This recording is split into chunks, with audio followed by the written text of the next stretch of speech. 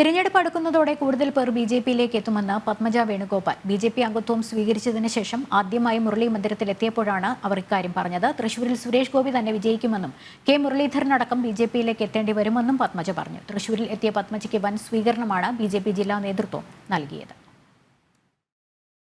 തൃശൂരിലെത്തിയ പത്മജയ്ക്ക് BJP നേതൃത്വം വൻ സ്വീകരണമാണ് നൽകിയത്.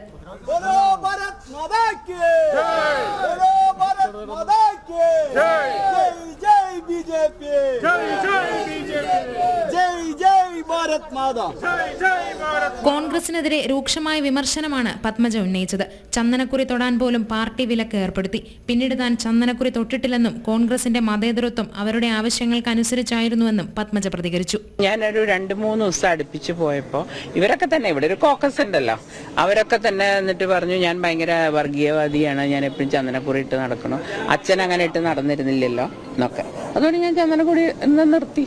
അതേസമയം തൃശൂരിൽ സുരേഷ് ഗോപി വിജയിക്കുമെന്നും കെ മുരളീധരൻ അടക്കം ബിജെപിയിലേക്ക് എത്തേണ്ടി വരുമെന്നും തിരഞ്ഞെടുപ്പ് അടുക്കുന്നതോടെ നിരവധി പേർ ബിജെപിയിലേക്ക് എത്തുമെന്നും പത്മജ പറഞ്ഞു. സുരേഷ് ഗോപി എന്നെ ജയിക്കുന്നതാണ് എനിക്ക് തോന്നുന്നത്. സുരേഷ് ഗോപി എന്നെ ജയിക്കുന്നതാണ് എനിക്ക്. തൃശൂരിൽ തന്നെ ചതിച്ച കോൺഗ്രസ് നേതാക്കൾ മുരളീധരന്റെ ഇരുവശവും ഉണ്ടായിരുന്നു.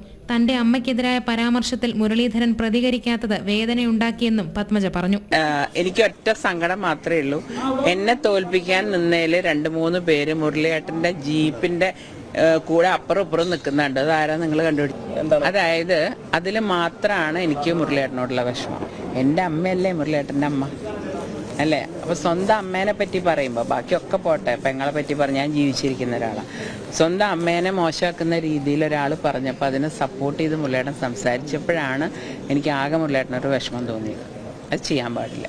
11 മണിയോടെ കെ കരുണാകരന്റെ സ്മൃതി കുടീരമുള്ള മുരളി മന്ദിരത്തിലേക്കെത്തിയ പത്മജ പിന്നീട് ബിജെപി ജില്ലാ കമ്മിറ്റി ഓഫീസും സന്ദർശിച്ചു. ജനം, തൃശൂർ.